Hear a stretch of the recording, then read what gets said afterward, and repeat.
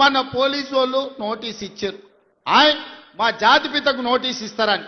ఎవరికిరా నువ్వు జాతిపితవు? ఎవడు నీ జాతి? వినోద్రావు నీ జాత? ఎర్రబల్లి దయాకరావు నీ జాత? కుక్కడపల్లి కృష్ణారావు గారు నీ జాత? లేకపోతే తన్నీరు హరీష్ రావు గారు నీ జాత? నీ జాతికి పిత ఉండొచ్చు, మాకు మా నల్గొండకో లేకపోతే మా పాలమూరుకు నీ జాతితో ఏం పని? నీ జాతి ఏంది? నీ నీతేంది? నీలాంటోడు జాతి పితయి పెళ్ళ మొగుడు జోలి పెట్టుకుంటే కూడా ఫోన్ లేనే సన్నాసి నువ్వు జాతి పితవంటే ఎవడన్నా ఉంటే ఆత్మహత్య చేసుకుంటాడు, బాయిలో దుంకి చచ్చిపోతారు. సిగ్గుతోని తల వంచుకోవాలి. ఇట్లాంటి ఘోరమైన క్రూరమైన నేరాలు చేస్తే పోలీసు వాళ్ళు పట్టుకొచ్చినట్టు వానికి ముఖానికి ముసుగు తొడిగి కండ్ల కాడికి ఇట్లా పొక్కలు పెట్టి పట్టుకొస్తారు. ఆయన ముఖం మందికి చూపియొద్దాడు.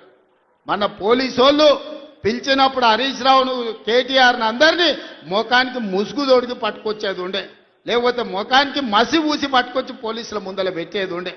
పోలీసు వాళ్ళు మంచోళ్ళు కాబట్టి ఏమనలేదు. మా జాతిపితకు నోటీస్ ఇస్తావా? మా జాతిపితకు నోటీస్ ఇస్తే తెలంగాణ సమాజానికి అందించినట్టే అంటాడు. నీలాంటి దోపిడీదారుడు దొంగ లుచ్చ నువ్వెట్లా జాతిపితవైతావని నేను అడగదలుచుకున్న. మిర్యాలగూడ నుంచి సిగ్గులేని మాటలు మాట్లాడతారు. ఇవాళ చేసిన తప్పులకు తల వంచుకొని ముక్కు నేలకు రాయాలి తెలంగాణ సమాజం ముందల. తెలంగాణ